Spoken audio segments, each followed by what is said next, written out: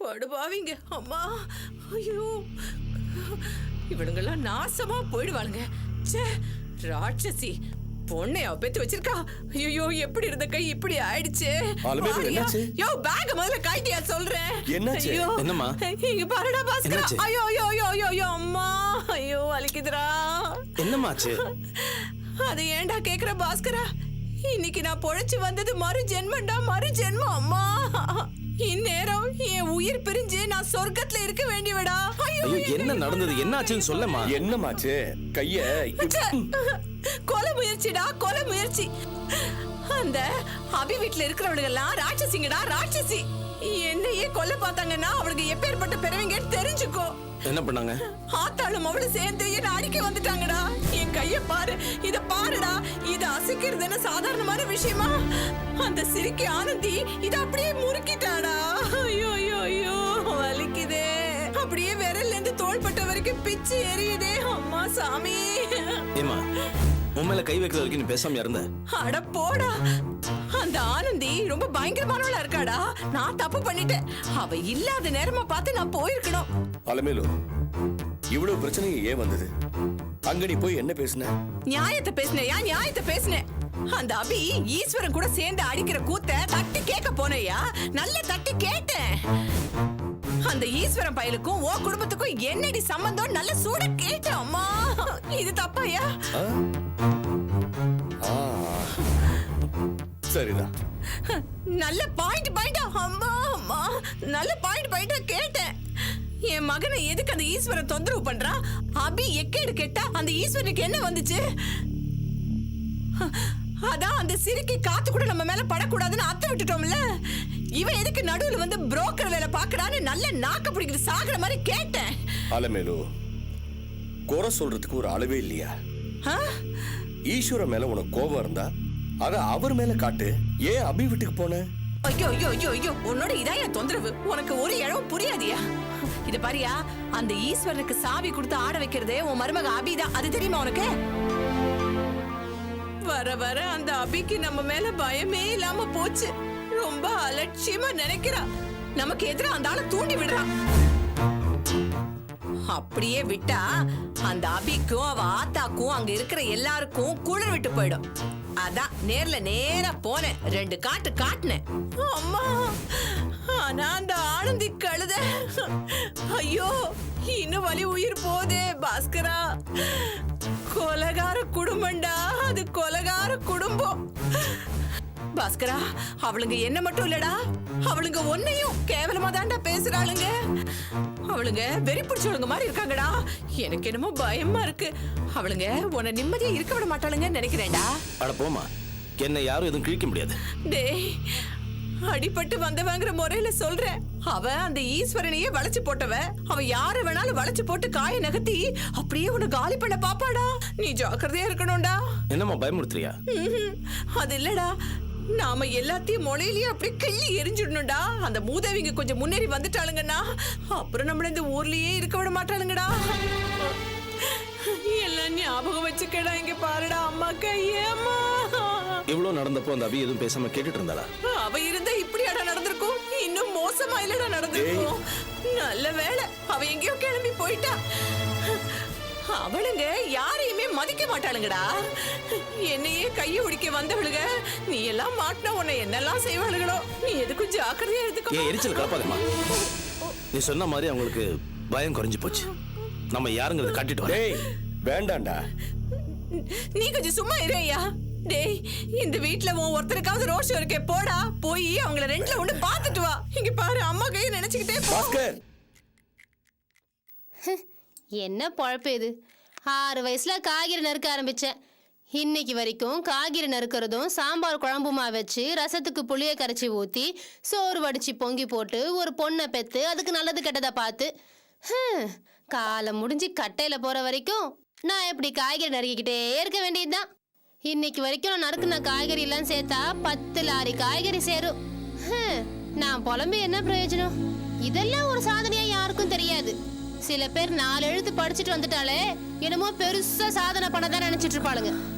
சுந்தரி, சுந்தரி, என்னத்த? தாம்பாளத்தட்டு எடுத்துட்டு வாமா. என்னத்த? எதுக்கு தாம்பாளம் கேக்குறீங்க?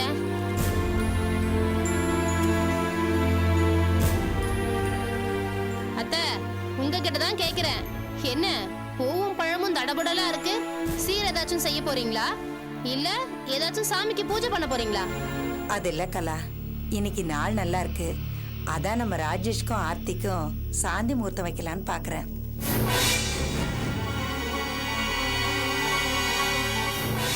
ஐயோ சாமி, உலகத்துல இந்த மாதிரி ஒரு விட நான் பார்த்ததே கிடையாது. ஏன் அத்தை, உங்க யாருக்குமே வெக்கம் மானம் எதுவுமே கிடையாதா? கல்யாணமாய் 1 வருஷம் ஆச்சு, இப்ப போய் முதல்ல ஒரு வைக்கிறேன்னு சொல்றீங்க. இப்படிதான் முதல்ல ஒரு தடவை ஏற்பாடு பண்ணீங்க, என்னாச்சு? அவ ராஜேஷ கழுத்தை பிடிச்சி வெளியே தள்ளி விட்டா. இப்போ 2வது முதலிரவா? ஏம்மா அப்படி நினைக்கிற? அப்ப இருந்த நிலைமை வேற. இப்ப ஆர்த்தி எல்லாத்தையும் உணர்ந்து வந்திருக்கிறா. அது மட்டும் இல்லாம அவங்க அக்கா அபி இங்க கொண்டு வந்து விட்டுட்டு புத்திமதியெல்லாம் சொல்லிட்டு போயிருக்கால. ஏன் த, எத்தனை பேர் வந்து சொன்னாலும் கேக்குறவளா அந்த படிப்புக்காரி? அந்த கடவுளே வந்து சொன்னாலும் இவ கண்டுக்கிற மாட்டான்னு நமக்கு தெரியாது. நீங்க பழம் பூலாம் வாங்கிட்டு வந்துட்டா சாந்தி முகூர்த்தம் நடந்துருமா? நடக்குதா இல்லையான்னு நானும் பார்க்க தானே போறேன். ஏய் கலா, உனக்கு என்ன வந்தது? அவங்க விருப்பம் அவங்க பண்றாங்க. இந்த வீட்டுல நல்லது நடந்தா உன்னால பொறுத்துக்க முடியாதா? ஆஹா, இந்த வீட்ல நல்லது நடக்கிற லட்சணம் தான் கண்ணுக்கு நேரா தெரியுதே. ஏயா சரியான கூமுட்டியா இருக்கிற? கல்யாணமாய் 1 வருஷம் ஆச்சுன்னா ஆண்டு விழா கொண்டாடுவாங்க. இப்ப போய் சாந்தி முகூர்த்தம் வைக்கிறேன்னு சொல்றீங்களே, எனக்கு சிரிப்பு தான். வழியில உட்காந்துருக்க ஒத்து. நீ அப்படி போ. ஐயா, டே ராஜேஷ், எங்கடா போற? நாம தொழிலுக்கு தான் சவாரி போவனாமா? இன்னைக்கு நீ எங்கேயும் போக வேண்டாம், உனக்கு விசேஷம் வச்சிருக்கு. என்னது விசேஷமா? ஆமா கொழுந்தனாரே, உனக்கு காது குத்த போறாங்க. காது குத்த போறீங்களா? இத்தனை வயசுக்கு அப்புறமா? ஏன்பா, கல்யாணமாய் 1 வருஷம் கழிச்சு சாந்தி முகூர்த்தம் வைக்கிறாங்க, காது குத்த கூடாதா? நீ கொஞ்சம் சும்மா இருக்கியா? டே ராஜேஷ், இன்னைக்கு உனக்கு சாந்தி முகூர்த்தம்.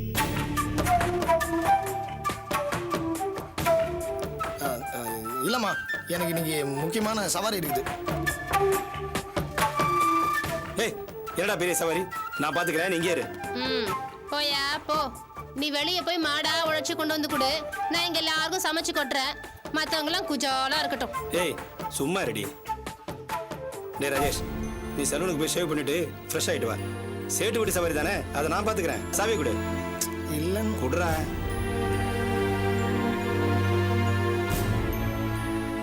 சீக்கிரம் வந்துடுடா. வெளியங்க சுத்தாத. வரங்கல.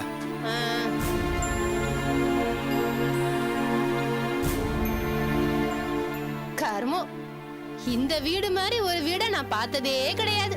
சிறுசுல இருந்து பெருசு வரைக்கும் என்ன தவிர யாருக்கும் புத்தி கிடையாது. மானங்கெட்ட குடும்பம். கடவுளே, நான் வந்து இங்க வாக்கப்பட்டேன் பாரு, என்ன சொல்லணும்? இந்நேரம் உனக்கு கல்யாணம் பண்ணி வச்சிருந்தா நீ 2 பிள்ளைய பெற்றிருப்ப. நானே உன் சாந்தி முகூர்த்தத்தை நடத்தி வச்சிருப்பேன். உன் தலையெழுத்து, நீ வேடிக்கை பார்த்துட்டு நிக்க வேண்டியதுதான். அடியே, நீ ஏன் இடி விழுந்த மாதிரி நிக்கிற? உன் குடுப்பம் அவ்வளவுதான். நான் புலம்பு என்ன பண்றது? எல்லாம் என் தலையெழுத்து.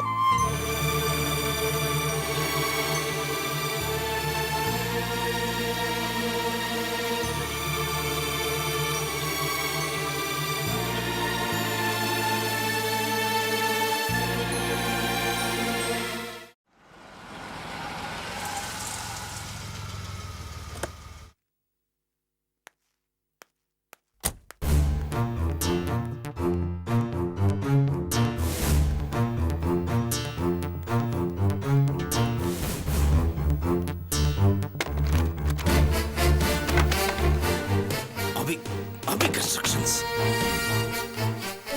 அபே, அபே, ஏ அபே, எங்கடி இருக்க? அபே, ஹலோ பாஸ்கர், என்ன பிரச்சனை? எங்க அவ? எதுக்கு இவ்வளவு டென்ஷன் ஆகிங்க சொல்லுங்க. அபி எங்க? அவங்க இல்ல, வெளில போயிருக்காங்க. எங்க? ஊர்மை போயிட்டாளா? என்ன நினைச்சிட்டு இருக்கா அவ? கூப்பிடாவல அவள. ப்ளீஸ், ஏன் இப்படி கோவப்படுறீங்க? கொஞ்சம் அமைதியா பேசுங்க. எப்படி அமைதியா பேச சொல்றேன்? ஆத்தாளும் மகளவ சேர்ந்து அம்மா அடிச்சிருக்காங்க. கோவப்படவ கொஞ்சம் சொல்ற. என்ன நினைச்சிட்டு இருக்கா அவ? பெரிய பிரின்சஸ் இருப்பா, பிச்சைக்காரி. 5000 6000 சம்பளம் வாங்கிட்டு இருந்தவ இப்ப பெரிய முதலாளி ஆயிட்டாள் அவளை கொல்லாம விட மாட்டாவே. பாஸ்கர், இது அனாவசியமான பேச்சு. தயவு செய்து நீங்க கிளம்புங்க, அப்புறம் பேசிக்கலாம். நீ என்ன அவளுக்கு ஏஜென்ட்டா? வரட்டும், 4 வார்த்தை கேட்காம இங்கிருந்து போக மாட்டேன். 2 சோஃபா, ஒரு சேர், ஒரு டெலிபோன் கலெக்ஷன், அபி கன்ஸ்ட்ரக்ஷன்ஸ் ஒரு போர்டு மாட்டிட்டா முதலாளிங்க அந்த வந்துருமா அவளுக்கு?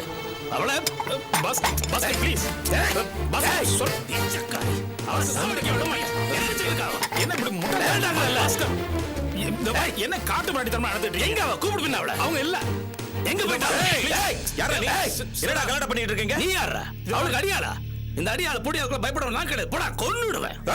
ரொம்ப சொல்றது கொழுந்துருவேன். என்னங்க நீங்க கொஞ்சம் அமைதியா இருங்க. எதுக்கு வந்து பிரச்சனை பண்றீங்க? தயவு செய்து கிளம்புங்க. இங்க ஒரு பிரச்சனை இல்லை, கிளம்புங்க. நீங்க யாரு? நீ யார கிளம்ப சொல்ற? இவன் யாரு? புதுசா சேர்த்திருக்காங்களா? எவ்வளவு பேரை கூட வச்சுக்கிட்டு இப்படி ஆட்டம் காட்டுறாவ? ஏண்டா வெள்ளத்தோளோட இருக்கிற ஒரு பொட்டச்சி கூப்பிட்ட நாக்கு தொங்க போட்டு வந்துருவீங்களே, கம்மனாட்டி பசங்க. சிவதா சொல்லுங்க.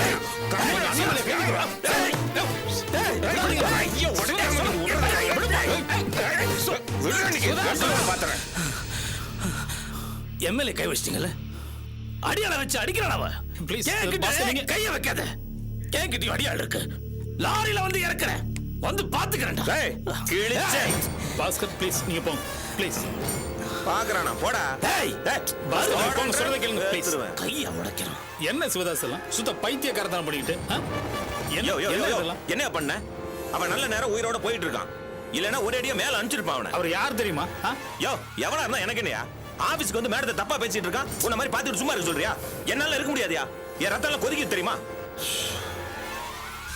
இதோ பாரு, நீ புரியாம பேசிட்டு இருக்க. அவர் யார் தெரியுமா உனக்கு? அபியோட ஹஸ்பண்ட். ஹஸ்பண்ட்? யோ, வந்தவன் கடவுளாவே இருந்துட்டு போட்டியா? என்னால பாத்துட்டு சும்மா இருக்க முடியாது. மேடத்தை பத்தி தப்பா பேசினா அப்படித்தான் அடிப்பேன். கொல்றதுக்கு தயங்க மாட்டேன், புரியுதா? மேடம் எங்க? இப்ப இங்க இல்ல, போங்க. வாங்கடா.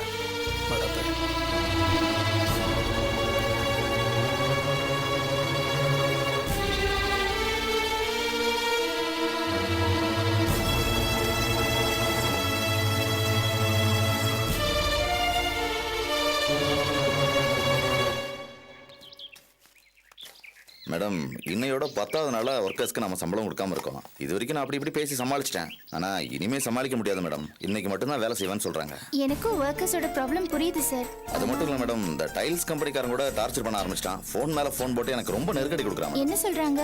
அதாவது மேடம், அவனுக்கும் நாம இன்னும் பணம் செட்டில் பண்ணாம வச்சிருக்கோம். பேலன்ஸ் செட்டில் பண்ணா தான் டைல்ஸ் எடுப்பேன்னு சொல்றான். மீதி டைல்ஸ் வந்தா தானே மேடம் நம்ம பாத்ரூம் ஒர்க்கை முடிக்க முடியும். ஐயோ, கொஞ்சம் நிலைமை எடுத்து சொல்லி டைம் கேட்க கூடாதா சார்? அவங்ககிட்ட எவ்வளவோ கெஞ்சி பார்த்துட்டேன், ஒண்ணுமே முடியல மேடம். ஆனா ஒரு ஐடியா இருக்கு. லோ குவாலிட்டி டைல்ஸ் வாங்கி ஓட்டலாம்னா அதுக்கு நீங்க ஒத்துக்க மாட்டீங்க. என்ன பேசிட்டு இருக்கீங்க நீங்க? அதெல்லாம் தப்பு. நான் ஆரம்பத்திலேயே உங்ககிட்ட சொல்லியிருக்கேன்ல, நம்ம கஷ்டம் நம்மளோட, அதை நாம சமாளிக்கணுமே தவிர கஸ்டமர் விஷயத்துல எப்பவும் தப்பு பண்ணக்கூடாது. எப்பவுமே குவாலிட்டியில காம்ப்ரமைஸ் பண்ணக்கூடாது. ஓகே, டைல்ஸ் கம்பெனிக்கு நான் பேசுறேன். இன்னும் எவ்வளவு வேணும்னு சொல்லுங்க, நான் அவங்க கிட்ட பேசி கன்வின்ஸ் பண்ணி வாங்கி தரேன். சரிங்களா? சரி மேடம். அம்மா, நீங்க சொல்றதெல்லாம் சரிதான். அது ஒரு பக்கம் இருக்கட்டும். ஆனா அதை விட முக்கியமான பிரச்சனை இன்னொன்னு இருக்கு. ஒர்க்கர்ஸோட சம்பள பாக்கி முழுசா 42,000 ரூபாய் நம்ம கொடுக்கணுமேம்மா.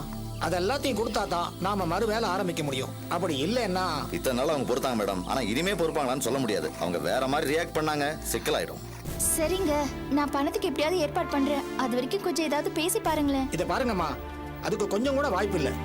ஒர்க்கர்ஸ் எல்லாம் ஏன்னா சம்பளம் கொடுக்காம எங்களை வேலை வாங்குறிய, உனக்கு வெக்கமா இல்லையான்னு மானவரா மாதிரி கேட்கறாங்கம்மா. என் மரியாதையே போயிடுச்சுமா.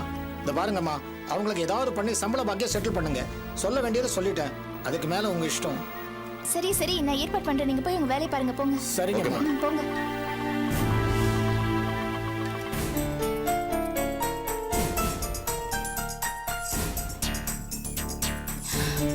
அபி, அந்த சிவதாஸ்க்கு இடம் கொடுக்காதீங்க. எத்தனை தடவை சொல்லியிருக்கேன் உங்களுக்கு? அவன் பெரிய டார்ச்சர் பண்ணா தெரியுமா? தொல்காப்பியன், என்ன இது? உங்களுக்கு வேற வேலை இல்லையா? நான் இங்க இருக்கிற டென்ஷனை கொஞ்சம் கூட புரிஞ்சுக்காம எத்தனை தடவை இதே திருப்பி திருப்பி சொல்லிட்டு இருப்பீங்க? இத பாருங்க, இப்ப சொல்ல வேண்டிய நிலைமை வந்துருச்சு. ஆபீஸ்ல என்ன நடந்துச்சு தெரியுமா உங்களுக்கு? இப்ப ஆபீஸ்ல என்ன நடந்தது? பாஸ்கரோட அம்மா உங்க வீட்டுக்கு போய் உங்க அம்மா தங்கச்சியோட ஏதோ தகராறு போல இருக்கு. அதுக்கு பதிலா பாஸ்கர் நம்ம ஆபீஸ்க்கு வந்து பெரிய ரகலையை பண்ணி சேர் டேபிள்லாம் தூக்கி போட்டு உடைச்சிட்டாரு. அப்புறம் நான் சமாதானம் பண்ணிட்டு இருந்தேன். அப்ப நுழைஞ்சான் சிவதாஸ். உள்ள புகுந்து பாஸ்கரை போட்டு கண்ணாபுரான்னு அடிச்சிட்டான்.